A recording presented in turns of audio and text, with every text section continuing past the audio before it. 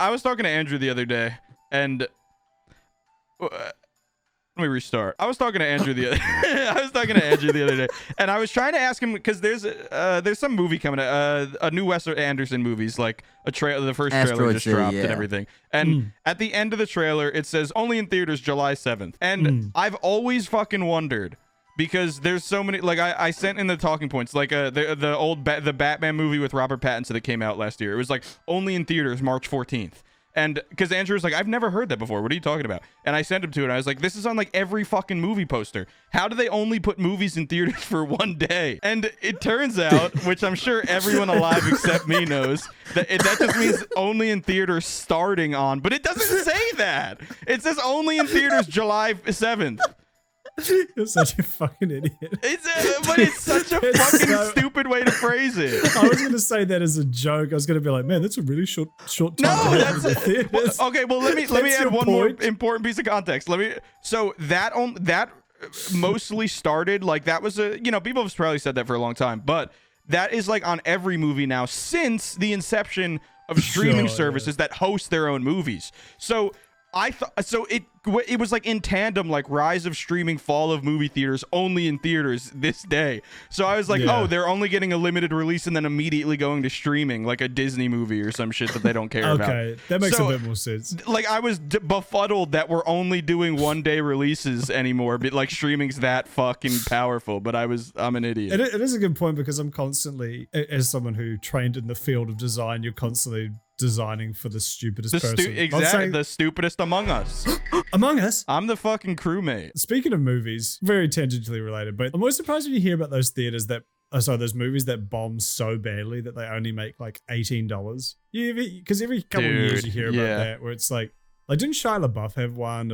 And then there was some other one. Was it that movie that fucking like Ben Shapiro's company produced? There was something like that as well, where they literally made like $70 back.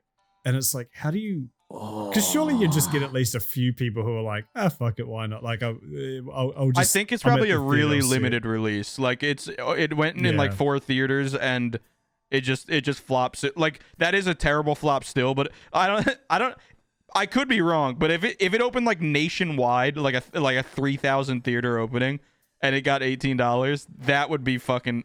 Like, just the law of averages, like statistics and shit, that's fucking impossible.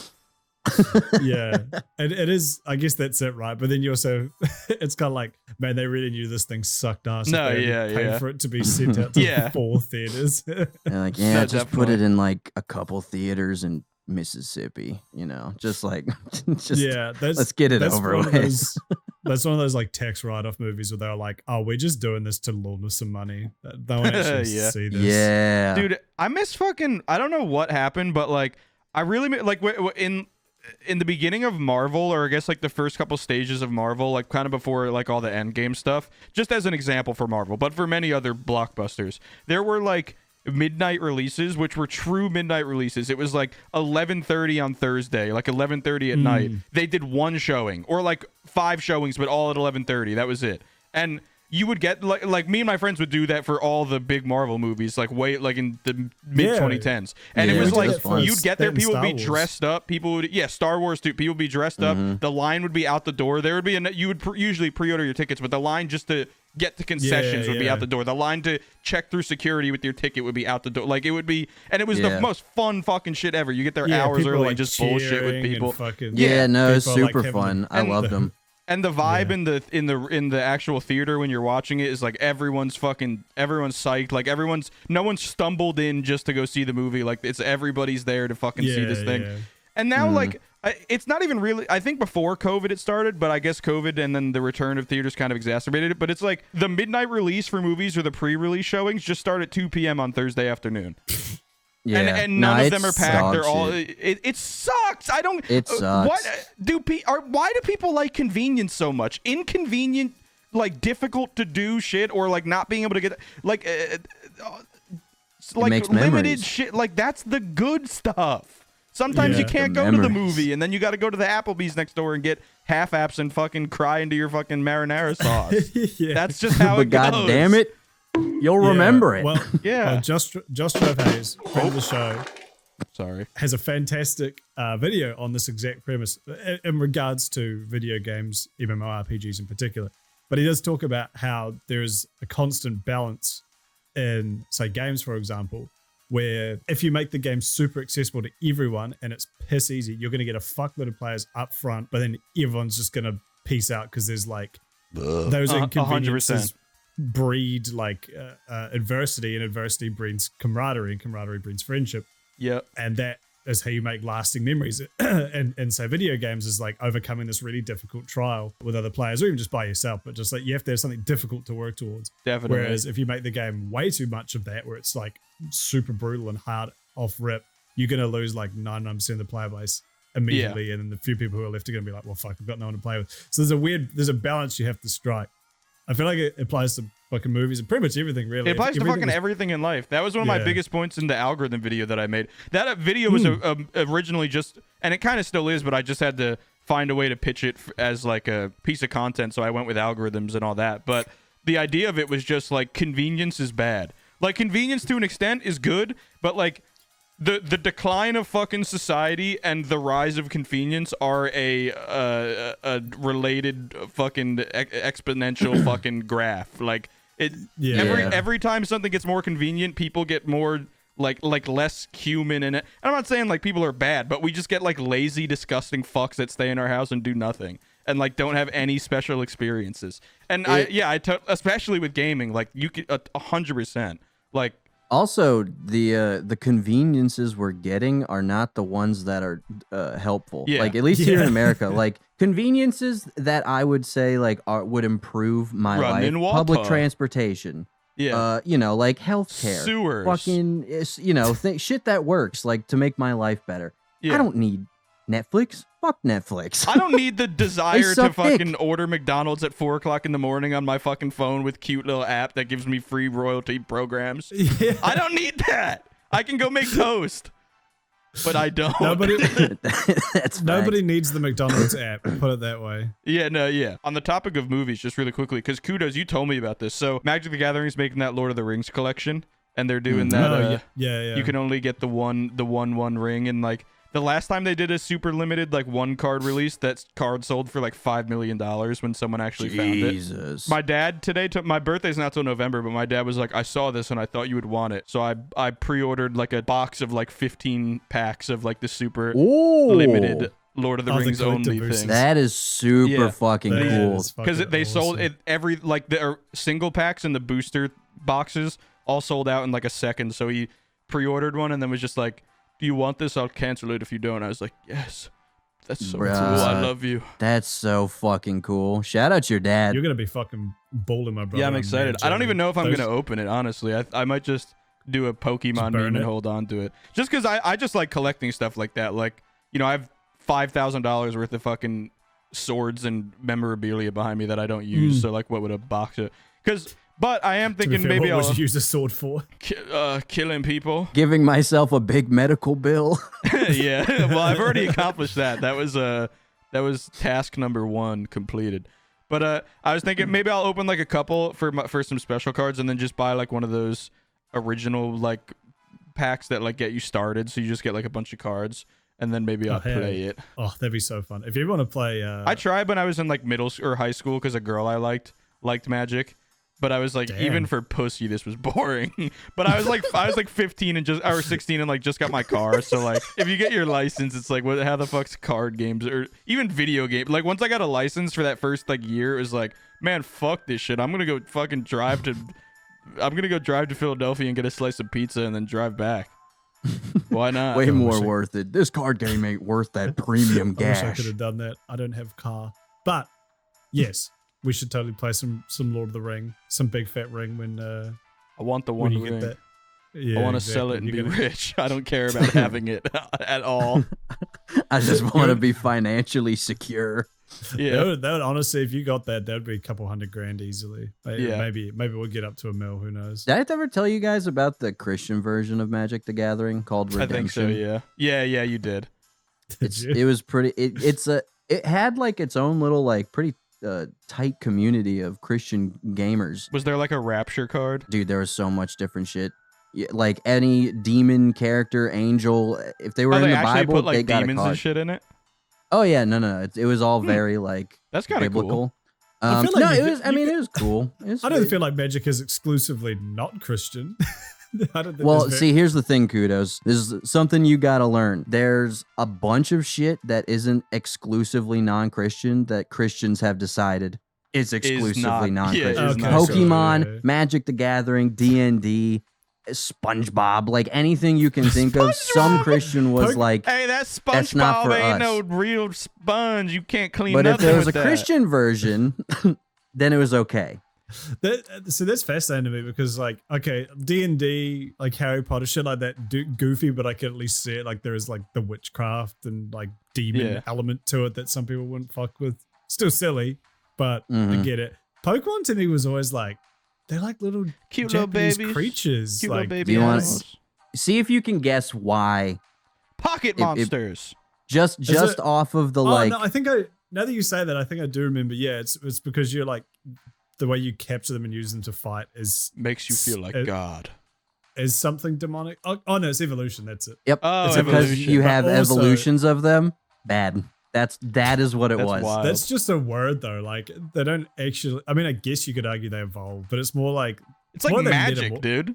Yeah. It's more they metamorphosize. It's not. Yeah. It's not saying that like God and Jesus doesn't exist because like the theory of evolution is that it happens over like tens of thousands, 10 of years. million years. Yeah. Whereas this is more like they metastasize into It's just a legit different just form. magic. Yeah, like It's more transformation than evolution. If Yeah. they just called it like, oh, I transformed my Pikachu into a Raichu. Mommy, I transformed my penis into hard.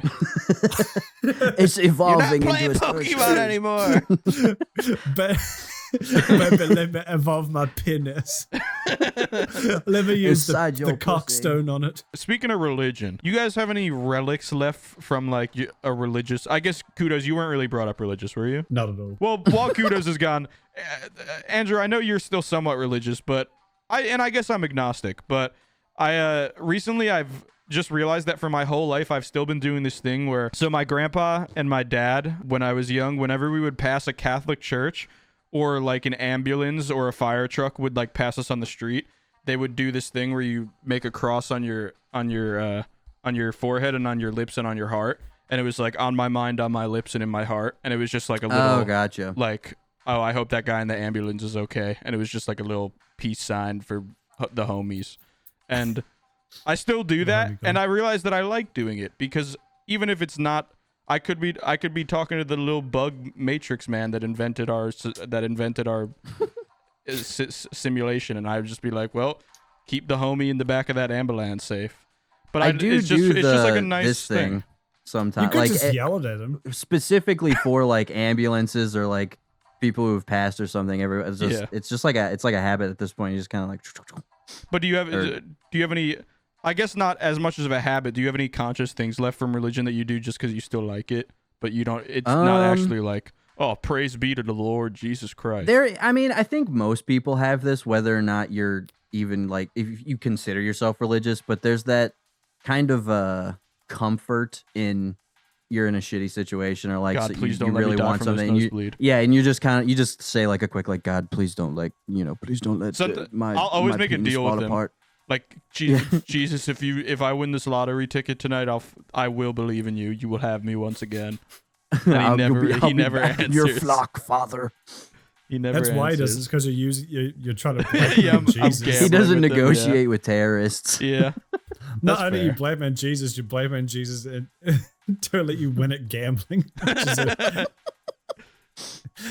Jesus, if you let me sin, I'll believe in you. Jesus. Now Was Jesus against gambling, bro? He was gambling all over that pussy. Dear Lord, ignore what James just said. That sounds like a biblical story. Turn the other cheek. Here's Saint Andrew Miller's entry to the Bible. James, he wants to believe in Christ and Jesus, and he says, no, he doesn't want to, but he just wants to win at the casino, and he says, Christ Jesus, if you let me win this hand, I'll believe in you. And he wins like $1 million. Yes. Right. But then but then James does not actually believe in Jesus. He continues sinning. He breaks his bargain with Jesus, and then he dies, and he goes to heck or to purgatory, and then he's like, Jesus, what the fuck? I thought we had a deal. And Jesus like, but you didn't believe in me. And God's standing behind him with his arms crossed, like. Yeah, and then there's a 5 Nights at Freddy's jump scare, and James gets pulled to hell. Yeah.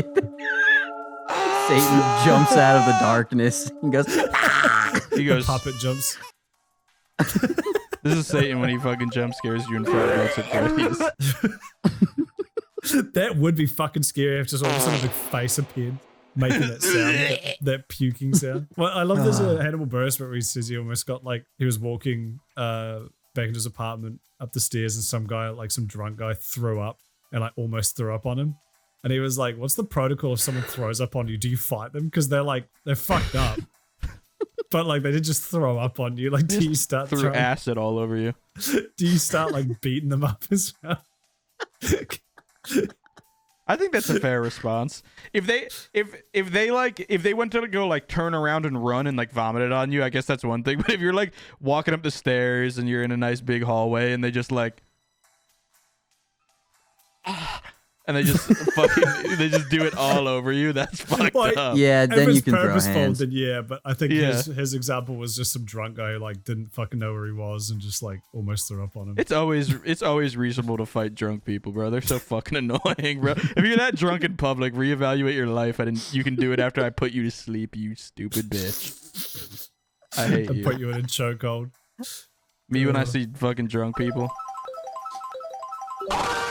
Yeah, you guys are pussies. Man, that's not a good one. Un, dos, tres, cuatro. That's a good one. That one goes out the Doplex. When we play GTA, you get in one of those little tiny cars, you know, the little electric ones you can get in the game, the little fucking cube ones, and you go on the Latino station, the Latinx station. And if the grace of God blesses you, then that song will be playing. Yeah. And then you put on cinematic camera and you just go you drive as fast as you can around the city. It just inevitably crash 500 times, but you're in such a small car, it just beans around. And then you find the naked dick men in the hills and you stare at their cocks with sniper rifle scopes. And dead silence at 3 a.m. Their penises off. Oh, man. Talking point number 2, let's go. Talking point number 2. If you don't know, Hezbollah's like the brother or cousin or something of like one of the best UFC fighters. Is that how he had his in? I thought he was just a goofy little guy and people fucked with him for that reason. Okay, that makes more sense. So, and he's like 40 years old, but he looks like a 2-year-old. Like actually not even and not like Andy Milonakis. So like he looks like, you know, he's like he's literally a toddler, but with a 40-year-old brain. I don't know what the condition he has, but he has some form of like dwarfism or something. I found out that you can actually, there's like a bunch of people that have had this babyism, and you can actually cure it, but you have to do it when they're young enough, and then they're like everything fixes itself. But they just didn't, I guess. So he just gets, and like once you hit like 15, it would be funny. Yeah, once like your growth plate closes, like you're just cooked with it forever. The doctor hands him a paper and it's just like, yes, please fix my child, or no, it's way funnier if not. They just signed off on it. Yeah. But like, there's really weird pictures because he does literally, when he's like shaved and everything, he looks like a child, but every now and then there's photos that pop up where he's got this like long puby beard. But on the fucking animation skeleton rig of a child. He's legit like 2'4", and he has like all his baby fat still, and his hands are like real tiny and chubby, and and he has like a really high pitched voice. Like So, I put Hezbollah, and you might think it's mean that I said Hezbollah picks on someone his own size, but. It came out on Rap TV and then corroborated because he posted the video himself on like his Instagram live that Hezbollah is receiving backlash after a video surfaced of him beating up his cat. Yeah, so he's like, I didn't watch the video because I don't want to see, especially now that I have a cat, I don't want to see a cat getting fucking hurt. But before that, you were vibing. Before that, it was like anything goes, but now it's like, now you just imagine your own cat. But now it's personal. But I've heard, I don't know if this is true or not, but I've heard it was because his cat was trying to have sex during Ramadan. Because Hezbollah is The cat isn't Muslim. Yeah, well, that was everyone's point. They're like, right, you can't fucking put your religion. You can't that's like stupider than like, oh, my dog is a vegan. No, it isn't, bro. Your dog is dying from the inside out. Its stomach is eroding. My them kitty was trying to have sex on Ramadan. But it's like my dog is Muslim. My dog worships Muhammad the Prophet. No, it doesn't. Your dog wants treats. Like that's his. Your dog wants to fuck, and so does your dog cat. Wants to fuck. Yeah, exactly. I'm taking my cat out back because he ate food during Lent. Can you imagine how fucking like how much of a dick God would be if he like applied the same rules that he applies to people to cats? Like that's fucked. Like God specifically made cats not smart enough to understand these concepts, and then he punishes them for it. That's a dickhead of a God right there, my G. Wait, was the cat trying to fuck his bulla? Because that I understand. Cat. Yeah, then Hezbollah can throw hands. Yeah. Yeah, I suppose if anything tried to fuck me, I'd probably fight it as well. But no, I think it was another cat. And he is he physically capable of hurting a cat? Dude, I feel like a cat could fuck me up. See, that's what I'm saying. Like, I feel like in a fight between Hezbollah and like any cat, I'd put money on the cat. I wouldn't fight a cat, bro. A cat scratch is like fucking. A cat scratch is like the devil's fucking penis sharpened into a point, dipped in fucking hydrochloric acid. It's rough. We were talking about this a while ago, but crazy.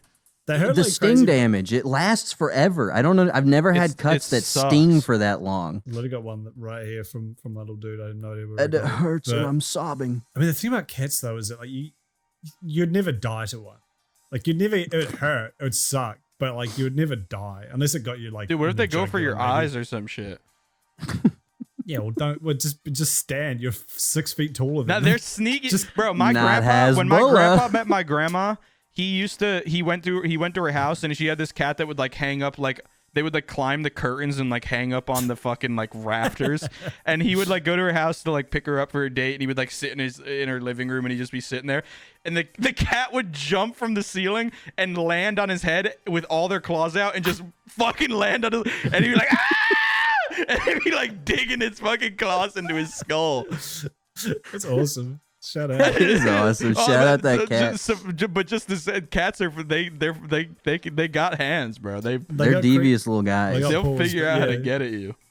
They are creepy little fellas. But anyway, Hezbollah still, regardless. I don't watch the video because I don't. Oh yeah, I don't fuck want him. that smoke. I saw from the pictures of the brief clip I saw. It seemed like he was like pinching its ears and just like shitty things like that. So. But then it was like running away from it and didn't want it, and he would like chase it and then like push it and shit and then like keep pinching it and stuff, and like it was obviously trying to get away from it, and then he would like corner it and keep, and it was like pinching like it wasn't like. Yeah, it's so funny because everyone's like kind of had weird vibes about him for a while, but like he's not allowed to take pictures with women. Is he not? It's part of, he's very strictly Muslim, and yeah, he's not a, he won't like go to places and events with women, and like he can't be pictured with them and shit like that. The definition of no bitches. What no pussy does to a motherfucker, you look two forever. Yeah, it's so funny because he is devoutly Muslim, but he's the most British looking person. Like, are you a pedophile if you fuck him? That did pop up on Twitter recently because there was some girl who was like this.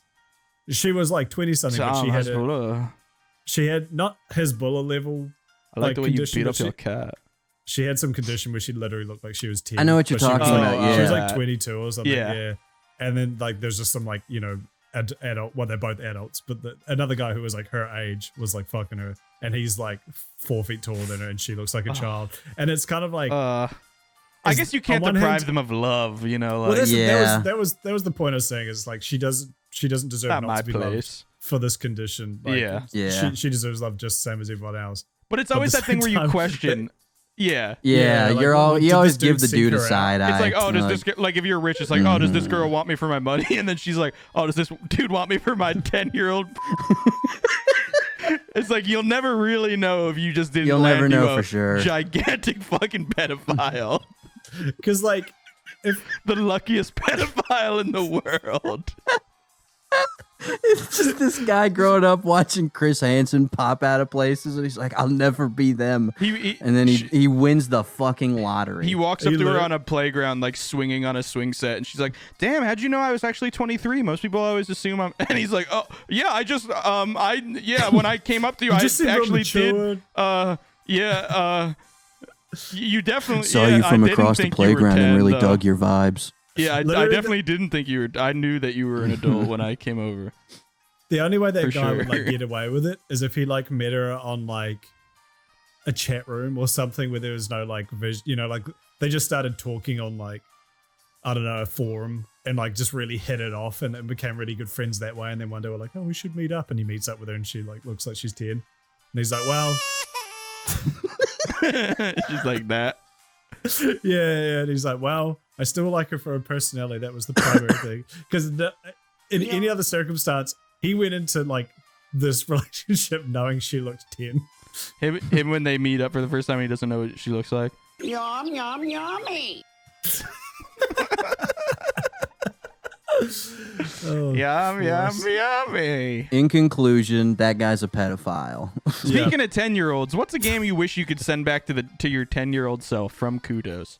Hello, that's me. I was thinking about this the other day. I can't remember who I was talking with. Me. It was me. It was me. I don't talk to a lot of people, so that would make sense.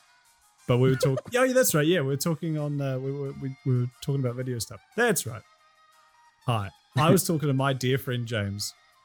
I was having a very intense discussion that I remember very vividly, and we were talking about like games that I feel like there's so many games now that would have absolutely fried my little fucking 10-year-old brain. Like Minecraft's a great example. That came out when I was like 17 or 18. But if I had that when I was 10, like, oh. But there was, there's so many games when you're growing up, you're like, oh, this game's really good, but I wish it had more of this, or you picture your dream games. But now we've got so many games, and so many of them are games you're like, wow, if only I was 10, and especially if I had more time, like the example that James brought up. Yeah, what was really good was Fallout 4. And the base building in that, because the base building in that is like fun but pointless, essentially, to the game as a whole. But if I was 10 and had the time, bro, I would have built like metropolises and that shit. Exactly. Like, I would just fuck the main story. I'm just building the coolest bases possible. Yeah, I think I was talking about how like I didn't really understand how people liked the fourth one. Like I could see how you like it the best, but like people are like, this is. The other ones don't even like hold a torch and they're significantly older, but they're just such better experiences to me. But then I was thinking like if I was 12 and I had the time to actually not even just utilize it but like it, because I didn't really even I'm a bit a big Forge guy. I like building levels and Minecraft fun, but in Fallout it was like not only did I really not enjoy it, but it was like, man, I only got 3 hours tonight after my fucking 10-hour delivery pizza shift. It's like, do I want to go do a cool quest like out in the radiation sea, or do I want to build up my fucking base and put a Nuka-Cola vending machine in the perfect place so it doesn't clip through the fucking wall for the 471th time? Yeah, 100% that. But if I was a young man. But so besides Fallout 4, are there any games you guys think of when you're like you see it pop up on Steam, or you play it and you're like, God, if only I was 15 years younger, 20 years younger, and I just had all the time in the world, this game would have like consumed my life. I think I'm not a big Fortnite guy, but Fortnite just dropped this new thing where basically people can like use a curated version of Unreal Engine to like you can build not only levels and stuff but game modes and like experiences and like curated levels that aren't even multiplayer or battle royale in the Fortnite engine now in game, kind of like a Forge mode, like with the whole custom game aspect built in, like from Halo. That's pretty cool. And if I was, because obviously I was a huge forger, like when I was a kid, I would make maps for all my friends and like I used to crank Forge like crazy. I'd really get into the like game building and the rule set stuff too, and like just make really fun experiences, or at least we thought they were.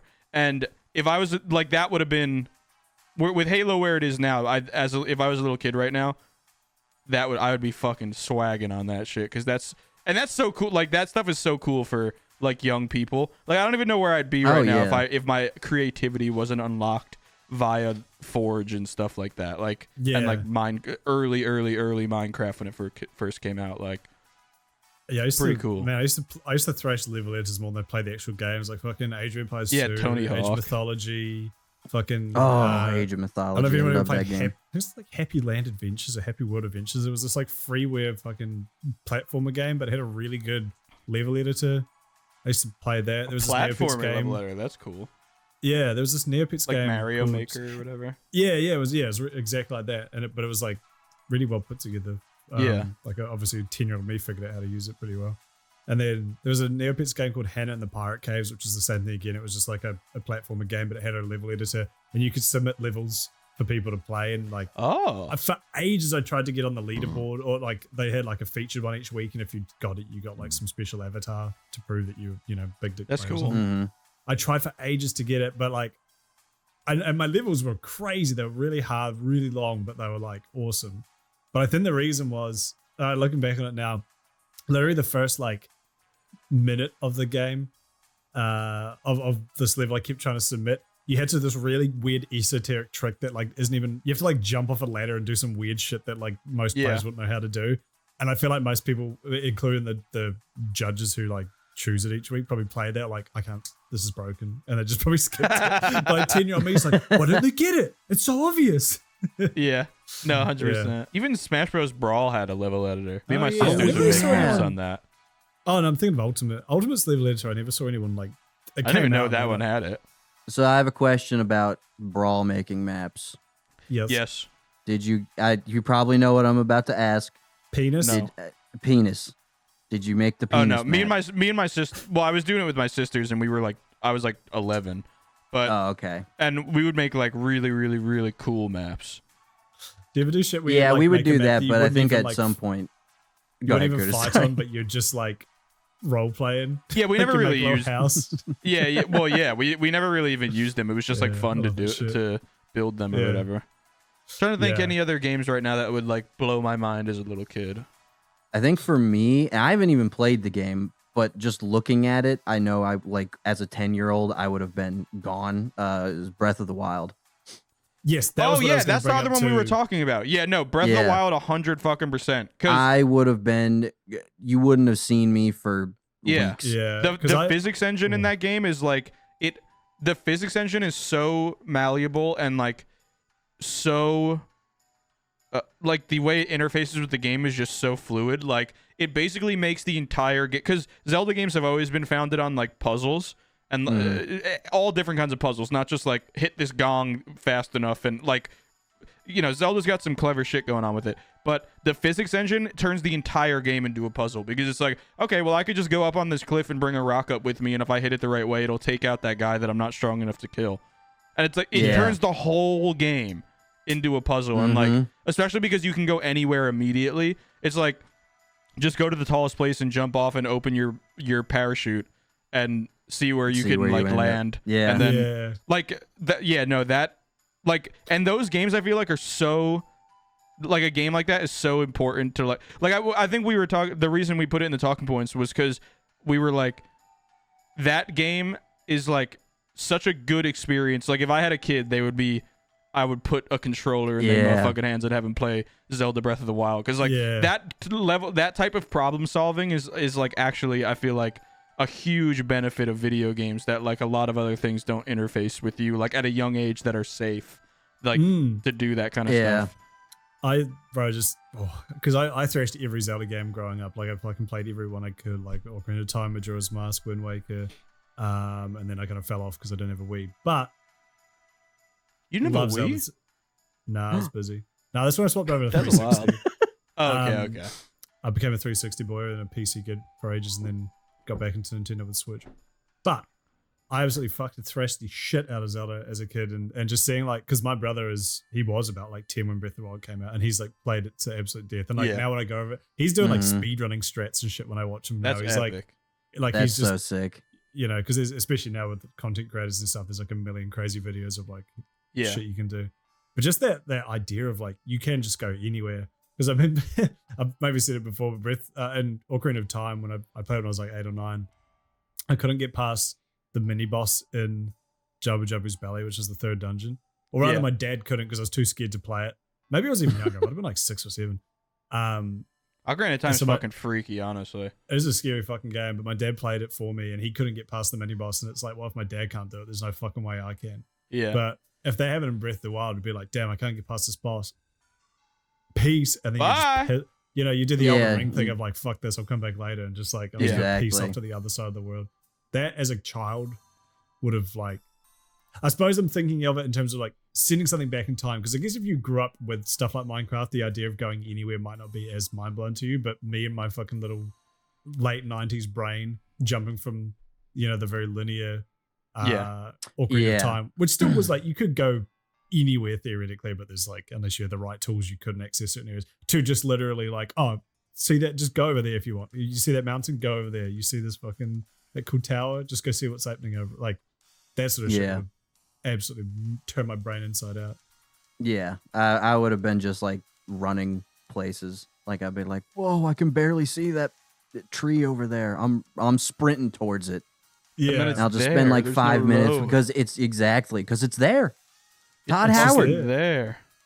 I think that's what. Well, Todd Howard really as well. Like, like the fact that people don't really kind of give it enough credit because even today MMOs aren't like this, but the fact that World of Warcraft had almost no loading screens is fucking insane. Like there is continent to continent and like if you go into dungeons there is or whatever, but like you can literally just run from one end of the world to the other with 0 loading screens and like for a game that came out in like 2004 of that scale is insane. Like it's fucking crazy. Crack.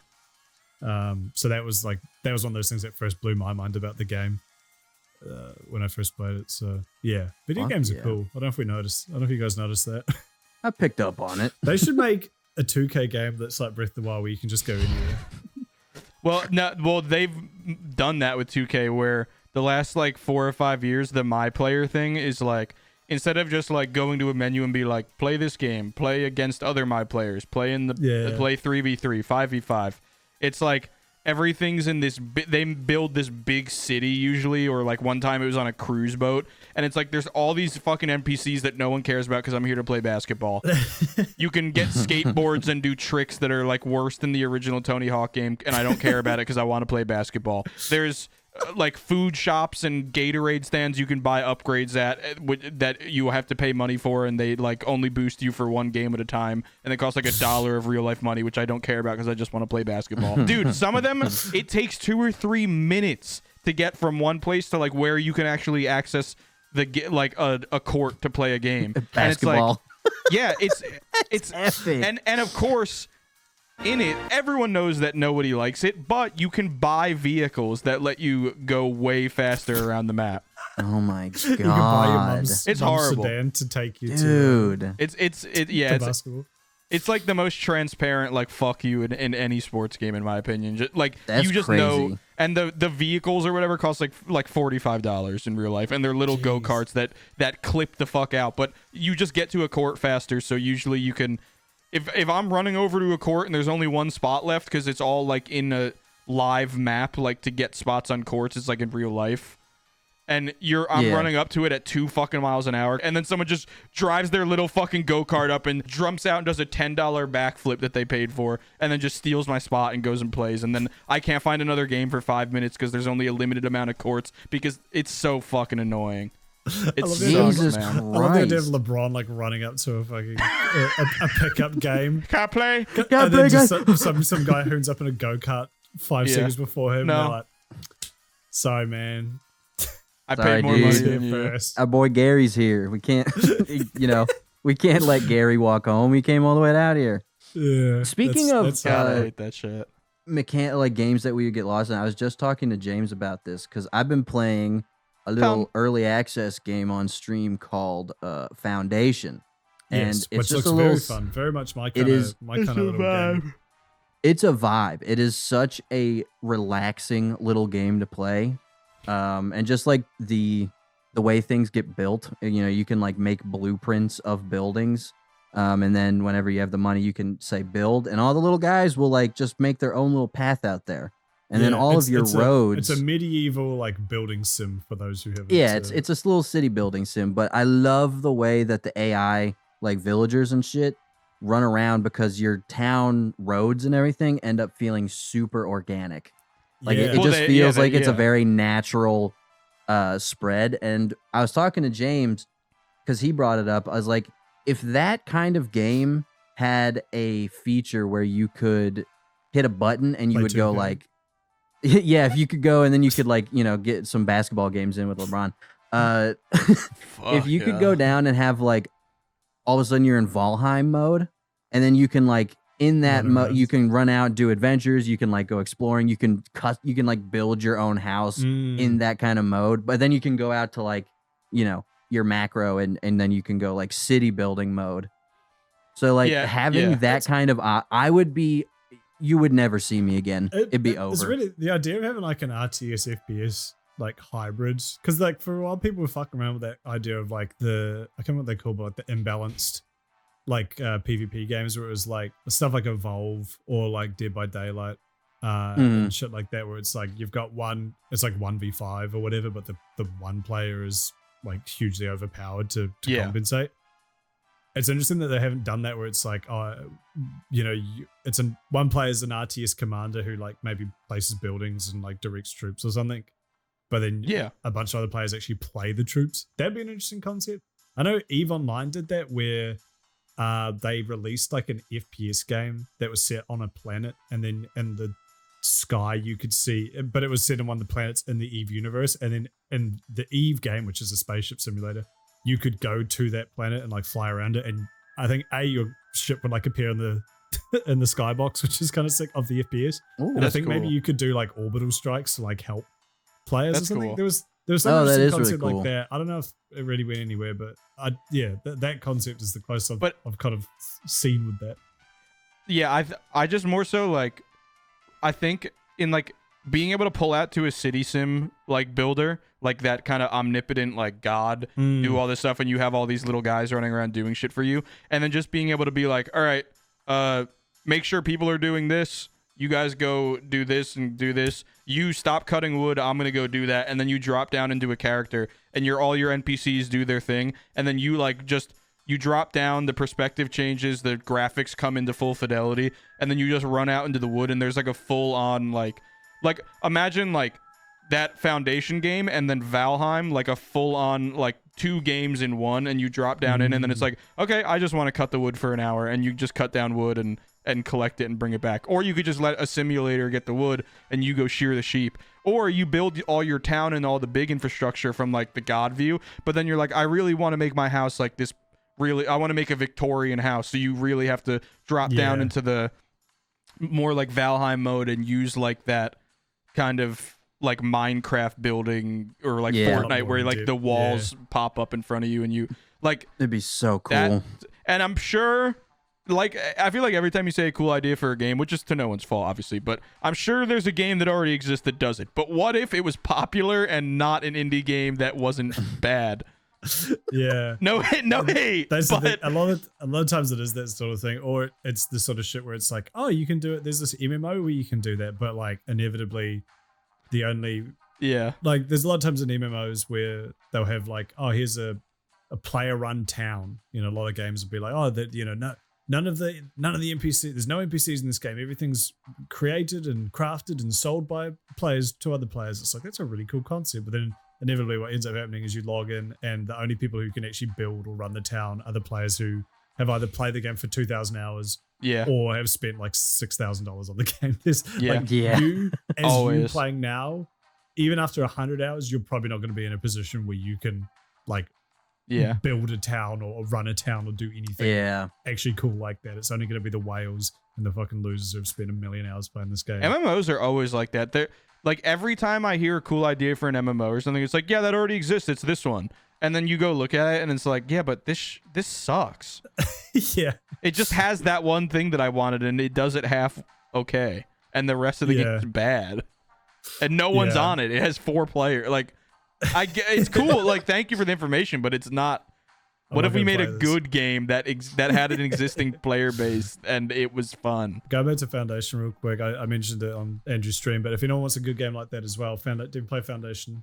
Also, Kingdoms and Castles if you want a bit more of a lightweight version, like a real. It's a good kind of beginner game for people getting into that sort of like city sim genre. It's like a fantasy medieval thing. It's got this really cool low poly art style, but it has that same effect where you build a building and then all of a sudden all your villagers run to the stockpiles and like collect the wood, and then like again it's low poly, so your villagers are pretty much 2 cubes, but then they'll take a little bit of wood or they'll take a little stone and they'll like really cutely like pop along the road to their destination. It's just cool. Like you look up and it's just like there are hundreds of ants all scurrying all over your city, and then they like get plagues and you get these all plague doctors run around and cure people, and that's cool. Like low archers and shit defending it from dragons and stuff. Super fun. But that I had that same feeling as you, Andrew, where you see like just hundreds of little people scurrying around everywhere and you're like, yes. Run my children. The cool thing about those games is they always like a lot of games you'll get into a game and it'll be like, oh man, they like this would have been a perfect jumping off point for this, and they didn't do it obviously because Bethesda didn't have the time to put fucking fully functioning cocks in, but if they did, that would have been sick. But with the city sim, especially the city sim that don't have one more delay away from adding cocks into Fallout 4. That's why Cyberpunk was delayed so long, and look what it did to that game. Fucking they put the penis growth simulator in, and it was just fucked. But the city sim games, especially ones like Foundation, that like they don't really have an end game where it's like, okay, you do all this and then eventually the demon town shows up and it's like, did you build the town good? Foundation doesn't really have an end game, at least not as of now. But the thing about games like that is because they're not really like moving toward a purpose like that, while they're building, they can kind of allow a little bit of that scope creep and be like, so the Foundation game was really cool. Like the first thing that blew my mind was like, you see all these people going around and you're like, it would be cool if they keep traveling the same trail, because I set up a fish hut down here, that grass would slowly be eroded into a trail and then a dirt path and then a walking path, and then eventually we'd lay down, bricks and stone. And that is what the more they traverse it, the grass thins out and then it turns into dirt and then it flattens. That's really cool. And there was a lot of stuff like that in that game where it's like they had the time to just be like, well, we don't have to worry about like a final boss or like a campaign, so just make sure every little thing that would just be like impressive or cool or fun or time saving, like just make the NPCs like accidentally do this, or not accidentally, but like by proxy do X and Y happens. And I love that shit's really satisfying when like it feels like a game dev's like up in your fucking noggin, like reading your thoughts before they even happen. Yeah, man, the amount of times on stream that with that game specifically where I've had a moment where I'm like, man, it'd be cool if I could do this. And then like as I keep playing, if something pops up and I'm like, oh, I can. Yeah. Oh. I get a little excited with this game Core Keeper lately. Me and the boys started playing it on Saturday. It's like $18. It's like Terraria kind of, Terraria Minecraft-y, but it's like a top-down sort of game. Yeah. I found it because I've been following a bunch of artists on Twitter lately to try and make my feed not just the worst thing you've ever seen. And one of them is a pixel artist who I think works on it. And they keep retweeting it, and I was like, man, this game looks really cool. And I go on it. It's got like, it's still in early access, but it's like, fuck, you wouldn't tell. It may as well just be out. It's interesting because it's one of those games. I started, the game gives you zero direction, and at first I was like, that's kind of crazy. But then when you think about it, neither does like Minecraft or Terraria. You just get dropped in, and then you have to figure it out. Which again is crazy. And what we were saying earlier with James's movie posters, in a world where anyone is like a block, you need to handhold like 600% of the population because most of them don't know like whether to use their mouse with their feet or their hands. Yeah. A game like Minecraft can become the #1 best-selling game of all time, and it doesn't tell you a fucking thing. Like, you literally just have to, like, watch YouTube videos to figure it out. I think there's, like, a tutorial in Minecraft now, but for most of its lifetime, there was not. Well, I feel like a lot of that in games is, like, the implication of, oh, you're telling me what to do? Okay. Tell me what to do. Like, when you play a game and it starts telling you what to do, it's like, oh, okay. Tell me what to do. And then everything it introduces something, it's like, well, tell me what... I don't know. Tell me what to do. It kind of, like... That hand-holding just kind of turns you into like a fucking troglodyte, which it works for some games for sure. But I do be liking when games don't be doing that too much. Like God of War, I feel like is the perfect little. It gives you just enough to like understand the game, and then it just lets you fuck off because you're a god and like you'll figure it out. Of War. Like Assassin's Creed games, it's like, oh okay, yeah, like you'll tell me how to do this. I'm not gonna. And then eventually it'll be like, do this. or something like a really intense RTS. Like you probably should give me the fucking what's up on some of these like units and shit. But yeah, the scorekeeper game is crazy because it's like, and to be fair, we're also like veterans of Minecraft and Terraria. Like I don't know if you just threw like my mum into it. They fought in the Minecraft. Thank you for your service. You're welcome. Thank you. Yes. Thank you, everyone. Please put patriotic music behind that. But I was playing with two of my boys and we just like immediately just clicked. It was just like, you just start in this room and you're like, fuck, what do we do? Well, let's clear out the room a bit. And you tidy it up and the whole thing's like underground sort of. And you're like, but you dig out wolves and, build rooms and just deal with the classic Minecraft Terraria shit, go kill monsters and find loot and stuff. But it was just so, I don't know, it just felt really organic. We were just like, oh shit, what do we do? Well, let's do this. And then all of a sudden it's like, oh, my character's hungry. And Ryan was like, oh, I found a fishing rod. Let me go fish. And he just went and fished and then let's came back. Fucking go. That is so fun. And I was like, oh, we can make a cooking table. Let's do that. And he made my character's horny. Like, some food. And then we needs to come. I got this double-sided dildo. The 16 hours 6 minigame. Yeah. No way. Like you said, when there's scope creep for those kind of games, they can just go sicko mode. But it felt like a game that just had like a razor tight, like they knew exactly what they wanted to do with it, and they've done that, and they've been able to like have a little bit of fun here and there with like, it was exactly like you said, Andrew, where it's like, oh man, there's so many times where like, oh fuck, it'd be cool if you could do this, and then like 2 seconds later you find it, you can, and you're like, oh yeah, cool. It's that's one of the most exciting feelings of playing a game is when you're going along and you're like, damn, I wish I could do this thing, and then the dev like gives you a nice little kiss on the cheek and is like, you can. And you're like, oh.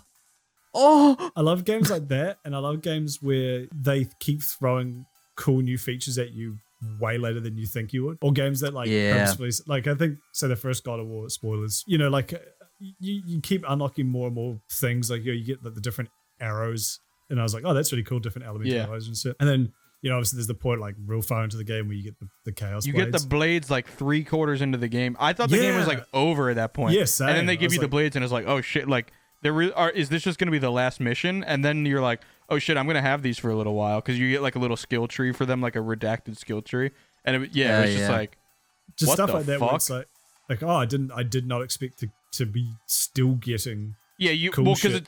It's like you made this whole system and then only put it at the back fourth of your game. Like that's crazy.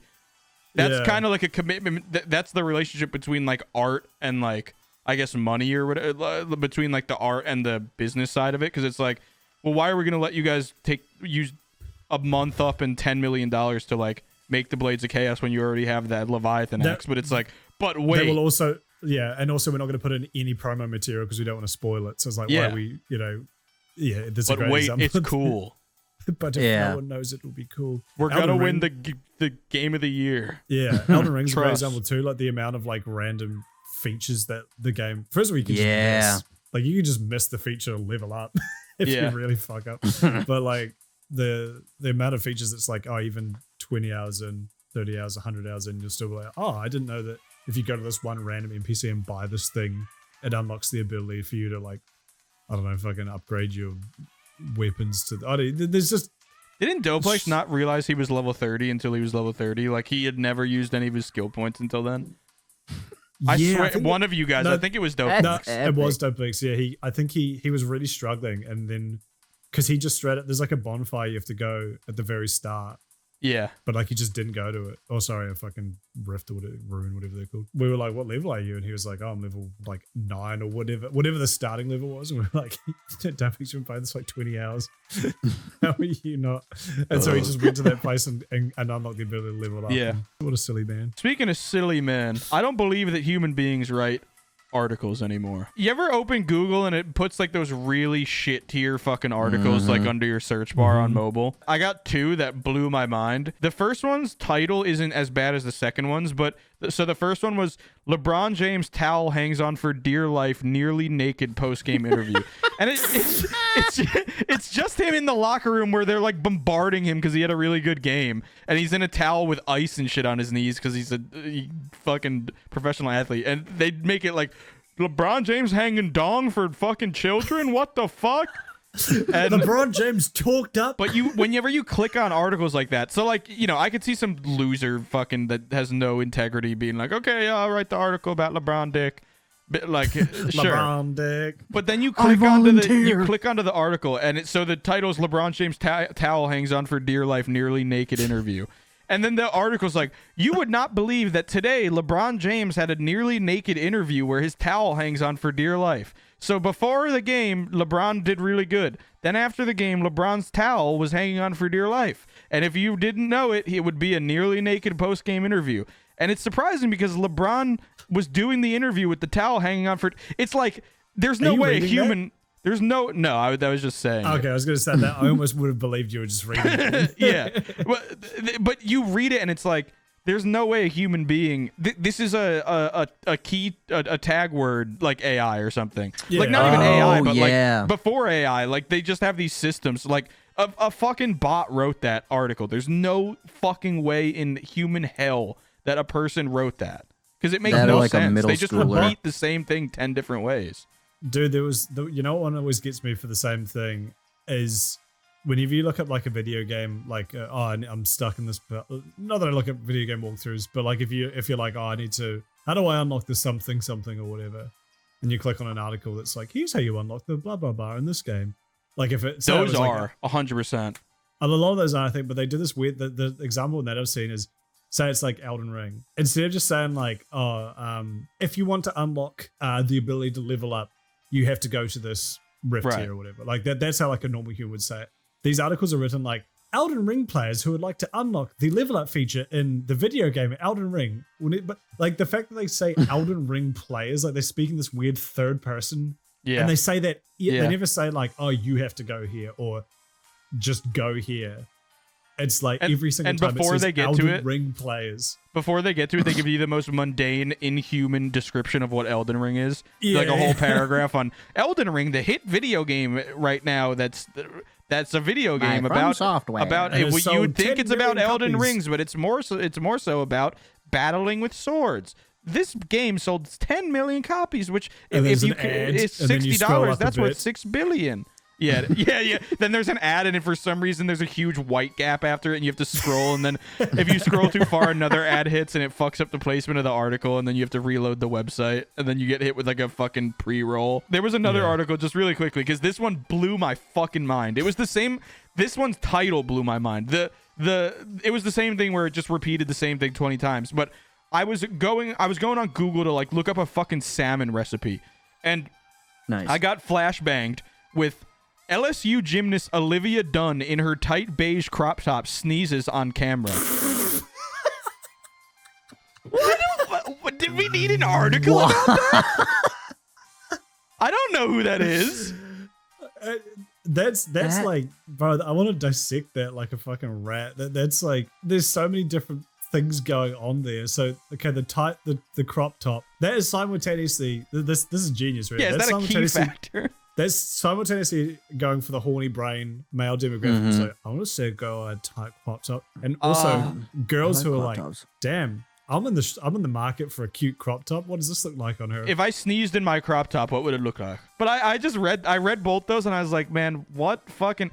Because a couple months ago, I read something that was like 99% of content within the next 10 years on the internet will be AI generated. And I was like, that's not fucking possible. It's possible, bro.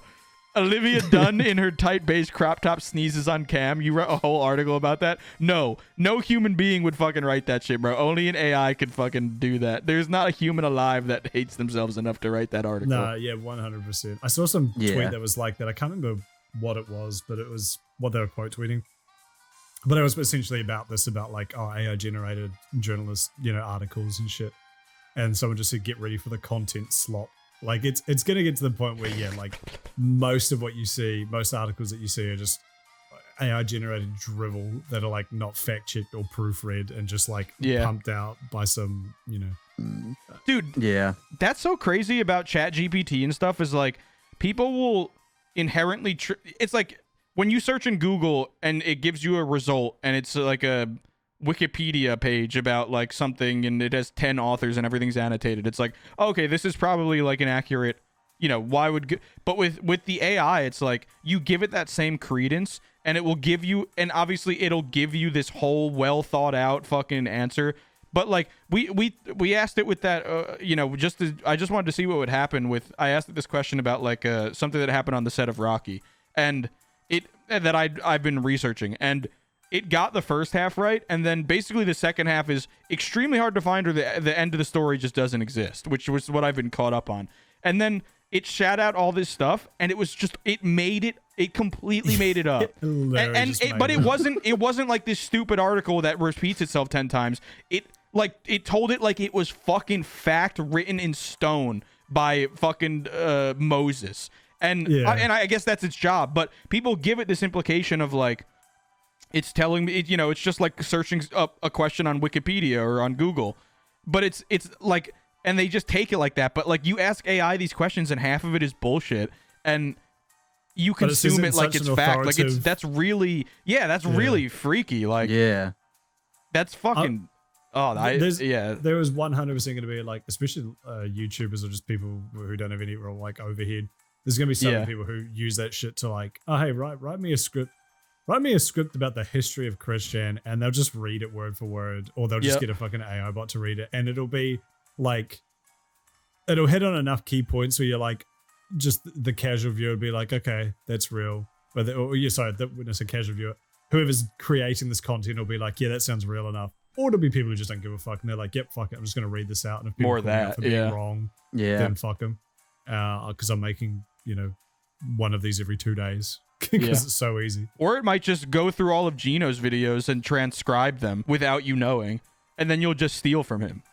Yeah. You know, like because with a topic like that that's so well documented and simultaneously niche, it could just go through all his videos, transcribe them, shoot it back to you, and then you'll just do his series over by accident and word for word plagiarize him.